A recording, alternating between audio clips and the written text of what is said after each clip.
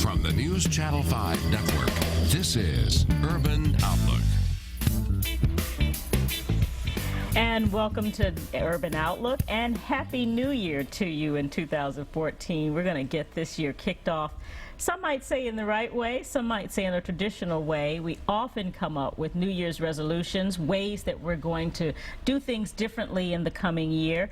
And of course, when it comes to your health and fitness, that always seems to be one of those top resolutions that shows up on the list. So we thought we would bring a friend of Urban Outlook back onto the show today, Kimberly Vaughn, who is a fitness trainer over at Meharry Medical College Center for Women's Health Research, has been on a couple of times showing us things that we can do, ways that we can get healthy and do right when it comes to our fitness. So welcome back to the show, Kimberly. Thank you for having me. So as I said, we always, I don't know whether we always, but many people often set that New Year's resolution that I'm gonna get healthy, I'm gonna eat right, I'm gonna get fit, I'm gonna exercise more. However you list it on that list, it often shows up. So when you think about this new year, what's a realistic sort of resolution to set, some might say?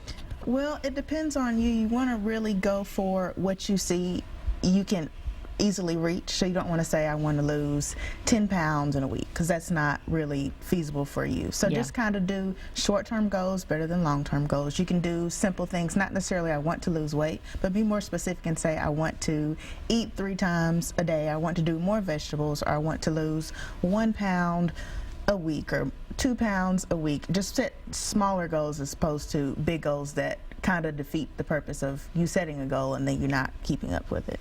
Yes, we just come off of 2 back-to-back holidays. There was Thanksgiving, and of course followed by Christmas or those holiday celebrations that you celebrate. And of course that means some good food, some good eats. And people typically gain a little bit of weight during that time anyway, correct? Yes, they usually typically gain from anywhere from 2 to 10 pounds, and based on what activity level you are or how you're eating. But the big problem is people after those holidays, they keep those 2 to 10 pounds and they don't lose them throughout the year. So every time you have a new holiday or a new big meal that you have, it just adds on to it.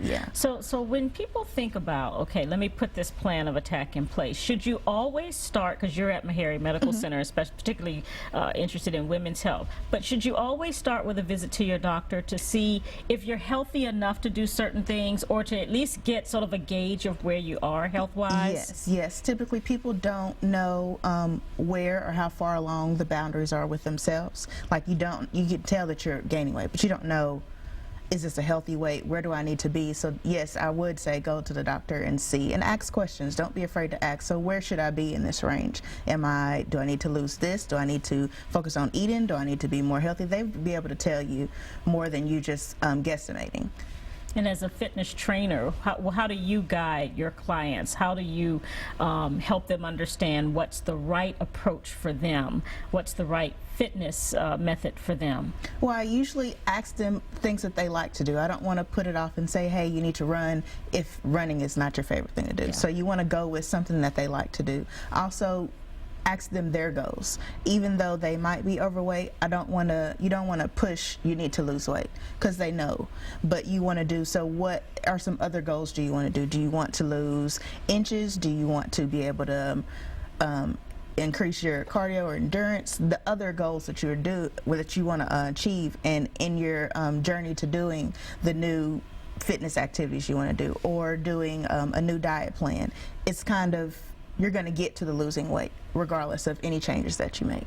It's interesting how you put it, do you want to lose inches? Because I had a conversation with someone who was doing sort of a fitness conscious plan, and what they were told was, don't focus so much on the scale, because that can get disheartening. Don't look at the pounds going up or down, hopefully down, but look at what size you want to get to, and that seemed to have a different sort of emotional play to look at, I want to get down to this size versus watching each day those pounds. Do you agree? Yes, you can typically not see change on the scale, but if you're measuring yourself, you can see you lose inches faster. And some people don't lose weight. They'll gain they'll gain Muscle. weight and it'll be muscle. And muscle weighs more than fat. So looking at the scale only, you're like, I'm working out, but it's not doing anything. Right. So that will in itself be discouraging. But if you're looking at how your clothes fit, looking at how you feel, can you get up and down stairs easier than you could before? Those are achievements to help you continue to go on with your goals. Well, we're all dolled out in our exercise wear, and that's for a very particular reason, because we're going to get you to show us some